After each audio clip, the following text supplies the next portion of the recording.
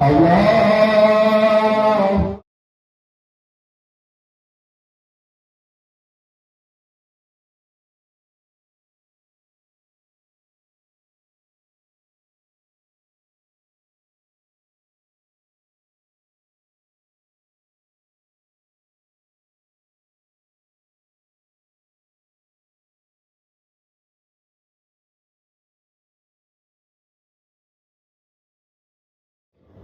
La ilaha illallah, Allahu akbar. Allahu akbar walillahil hamd. Ilham ya. Ilham ya. Maaf. Salat Idul Adha dan kita memperingati Idul Qurban. Masjid At-Taubah RT 01 RW 12 yaitu mendapatkan 7 ekor kambing dan 1 ekor sapi. Kemudian Musola As-Siddiqiyah RT 02 RW 12 7 ekor kambing. Kemudian Masjid Darussalam RT 03 RW 12 5 ekor kambing dan 2 ekor sapi.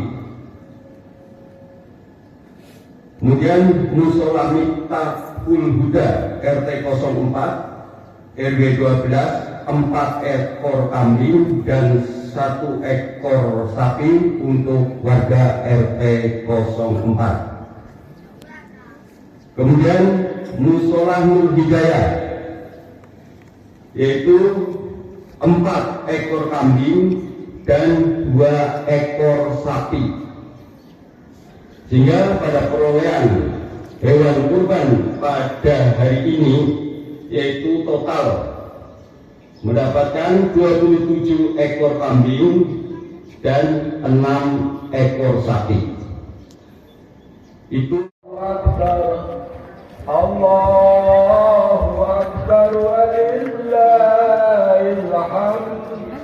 Allahu Akbar, Allahu Akbar, Allahu Akbar. La ilaha illallah, Allahu Akbar,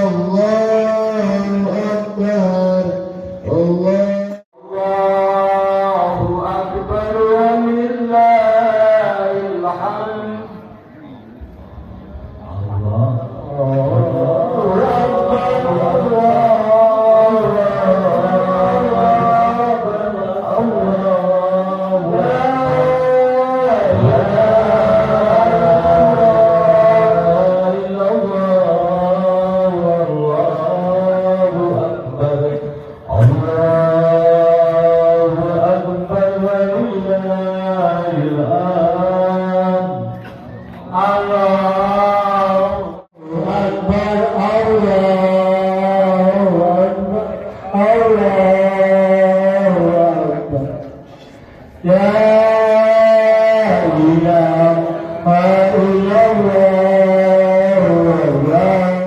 Niat-niat dalam sholat sunnah yang lainnya.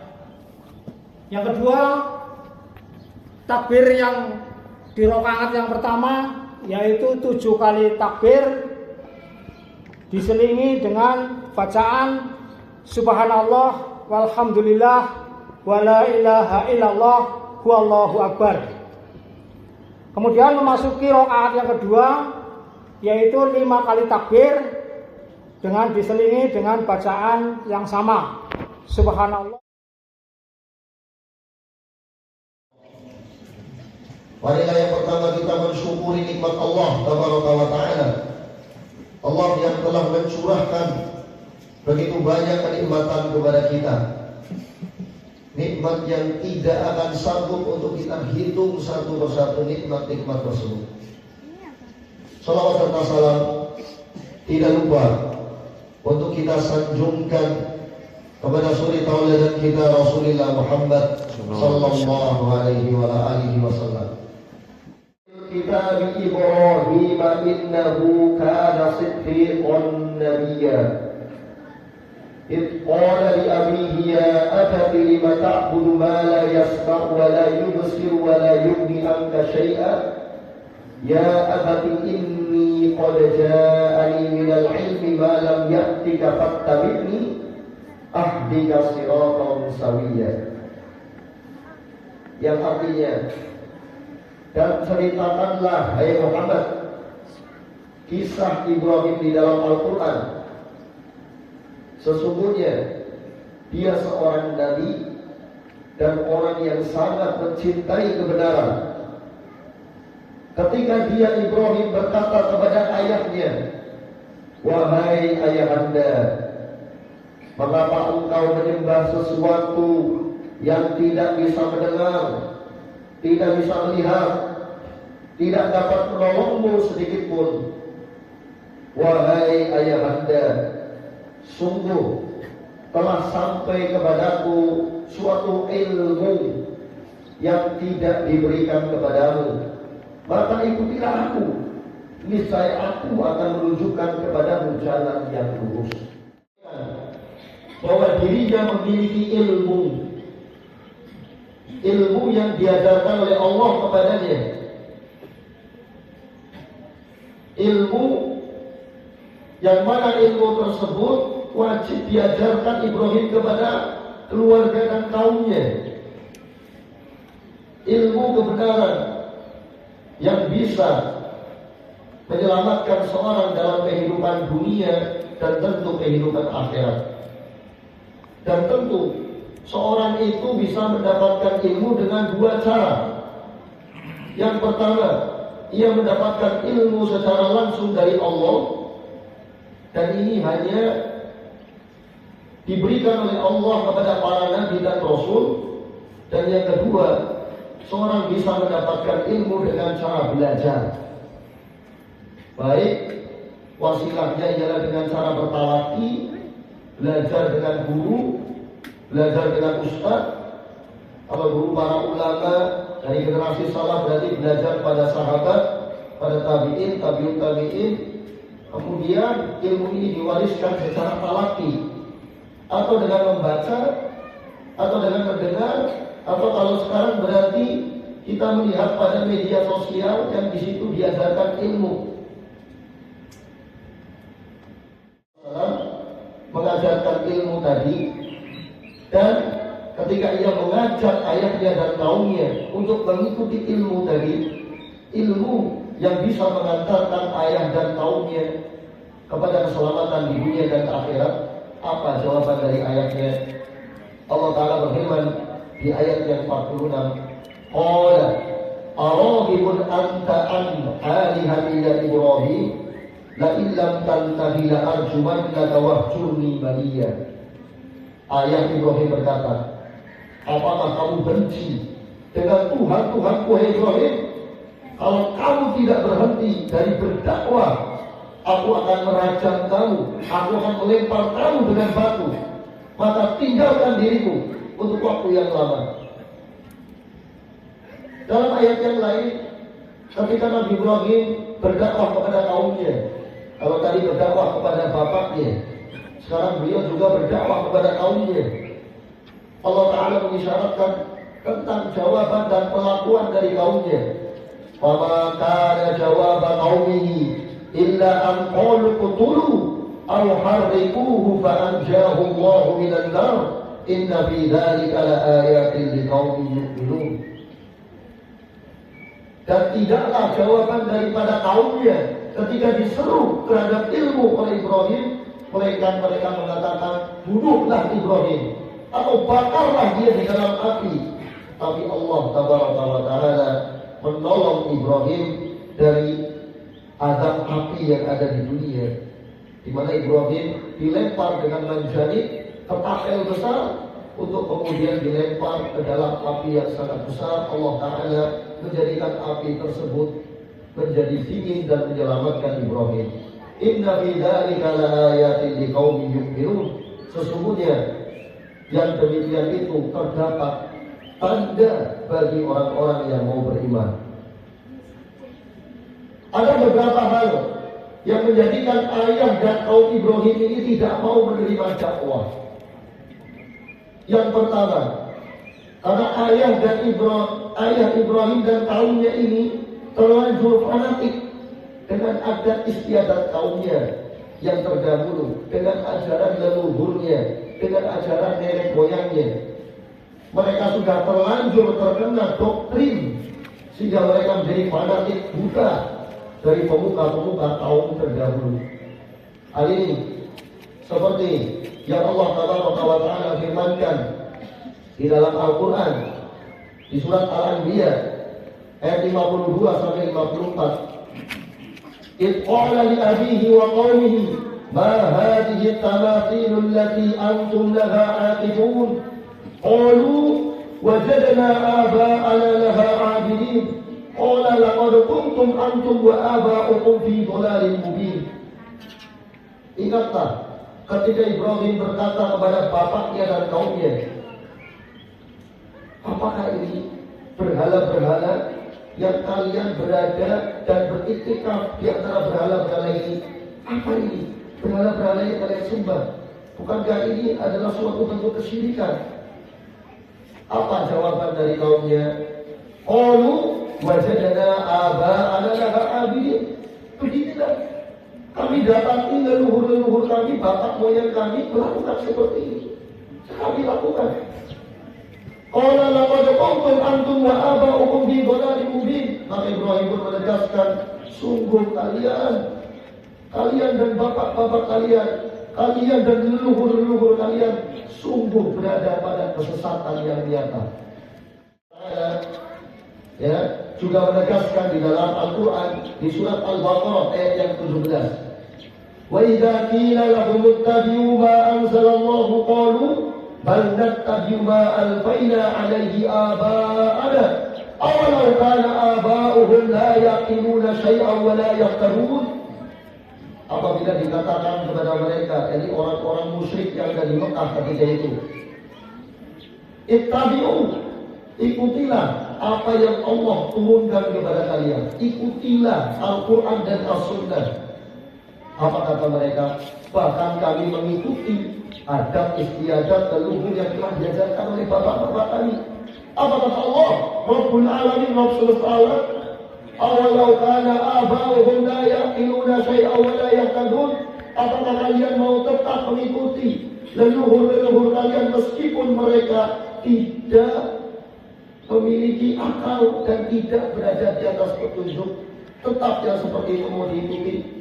Berpaling dari petunjuk Allah Rabbul Alamin, Rabb yang menciptakan semesta alam ini, Rabb yang membuat kita hidup, Rabb yang selama ini memberikan rizki kepada kita.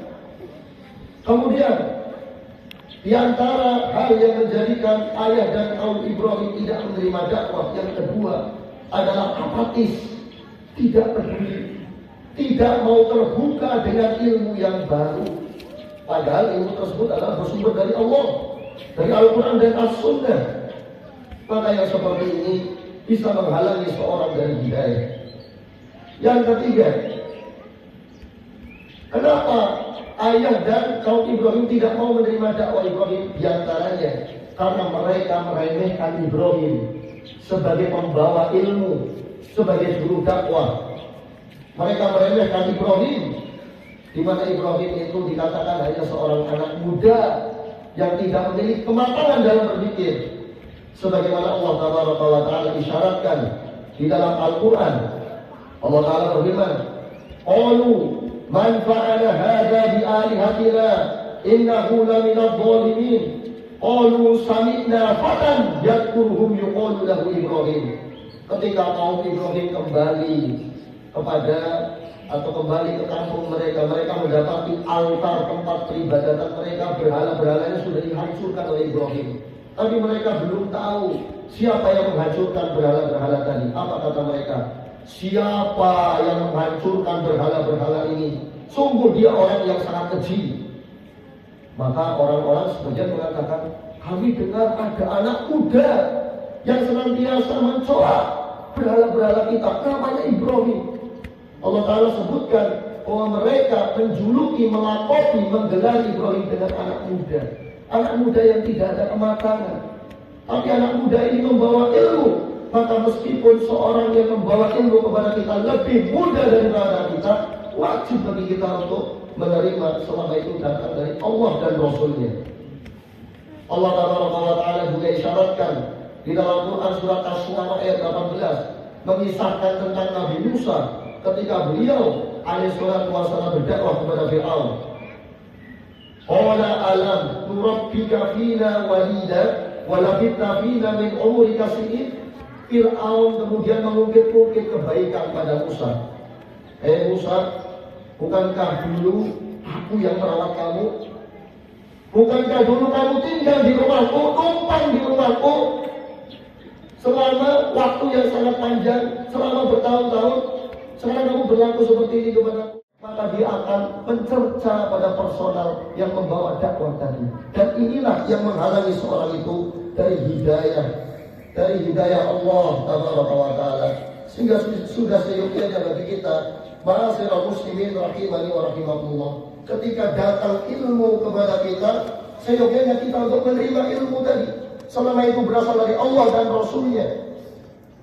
Dan wajib bagi orang yang menyampaikan ilmu juga harus memiliki ilmu yang matang, memiliki kapasitas dalam berdakwah, memahami syariat dengan ilmu-ilmu, dan juga alat-alat wasilah untuk bisa memahami syariat. Ini merupakan pengamalan dari firman Allah di Quran surat Yusuf ayat 108. Qul hadhihi sabili ad'u ila Allah ala basiratin ana wa man ittaba'ani. Katakan ya Muhammad, inilah jalanku. Aku dan orang yang mengikutiku, mengajakku kepada Allah dengan ilmu.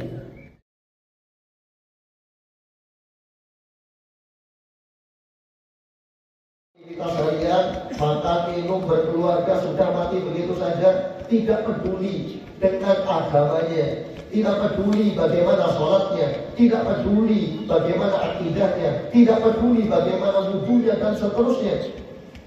Seolah-olah ia hidup di dunia ini hanya untuk dihidupkan kemudian mati saja, tidak dimintai pertanggungjawaban oleh Allah Ta'ala. Dan perlu kita ketahui, ma'asyiral muslimin jamaah salat Idul Adha rahimani wa rahimakumullah, bahwasanya kebanyakan orang yang masuk neraka sa'ir adalah orang dengan jenis yang seperti ini. Orang-orang yang tidak peduli dengan diri mereka, apakah mereka mau tahu tentang perkara agamanya atau tidak. Allah telah kabarkan di dalam Quran surat Al-Mulk, wa qalu law kunna nasma'u aw naqilu ma kunna bi ashabis sa'ir. Kata mereka, sungguh andaikan dulu waktu di dunia saya mau dengar dengan kuping saja, mau jiping, mau ngaji kuping, mau hadir di majelis ilmu, tapi ternyata tidak. Al-Naqilu, apalagi memahami apa yang dikatakan oleh juru dakwah. Ma'kunna bi ashabi sa'ir. Maka kami sekarang tidaklah masuk ke dalam neraka sa'ir. Di ayat ini Allah Ta'ala menegaskan bahwa orang yang masuk neraka sa'ir ialah orang-orang yang tidak peduli dengan ilmu agama mereka, tidak mau ngaji, tidak mau duduk di wa nafa'ani wa iyyakum bima fihi minal ayati wa dzikril hakim. Aqulu ma sami'tum wa astaghfirullaha li wa lakum innahu huwal ghafurur rahim. Hamidum Majid wa barik ala Muhammad wa ala ali Muhammad kama barakta ala Ibrahim wa ala ali Ibrahim innaka Hamidum Majid. Allahumma ighfir lil muslimina wal muslimat wal mu'minina wal mu'minat al ahya'i minhum wal amwat innaka sami'un qarib mujibud da'wat ya qadiyal hajat. Rabbana zalamna anfusana wa illam taghfir lana wa tarhamna lanakunanna minal khasirin. Rabbana hab lana min azwajina wa dhurriyyatina qurrata a'yun waj'alna lil muttaqina imama. Rabbana la tuzigh qulubana ba'da idh hadaytana wa hab lana min ladunka rahmah innaka antal wahhab. Allahumma arinal haqqa haqqan warzuqna ittiba'ah wa arinal batila batilan warzuqna ijtinabah. Allahumma inna nas'aluka al-huda wat-tuqa wal-'afafa wal-ghina. Allahumma qsim lana min khashyatika ma tahulu bihi bainana wa baina ma'asik wa min ta'atika ma tuballighuna bihi جنتك ومن اليقين ما تهون به علينا مصائب الدنيا اللهم متعنا بأسمائنا وأبصارنا وقواتنا وأحييتنا واجعله الوارث منا واجعل ثارنا على من ظلمنا وانصرنا على من عادانا ولا تجعل مصيبتنا في ديننا ولا تجعل الدنيا أكبر همنا ولا مبلغ علمنا يا رب العالمين اللهم أصلح ولاة أمورنا اللهم أصلح لنا ديننا الذي هو عصمة أمرنا واصلح لنا دنيانا التي فيها معاشنا واصلح لنا آخرتنا التي إليها معادنا واجعل الحياة زيادة لنا في كل خير واجعل الموت راحة لنا من كل شر ربنا آتنا في الدنيا حسنة وفي الآخرة حسنة وقنا عذاب النار والحمد لله رب العالمين. Demikian para jamaah salat Idul Adha rahimani wa rahimakumullah. Semoga kita bisa mengambil ibrah dari apa yang telah kami sampaikan. Assalamualaikum warahmatullahi wabarakatuh.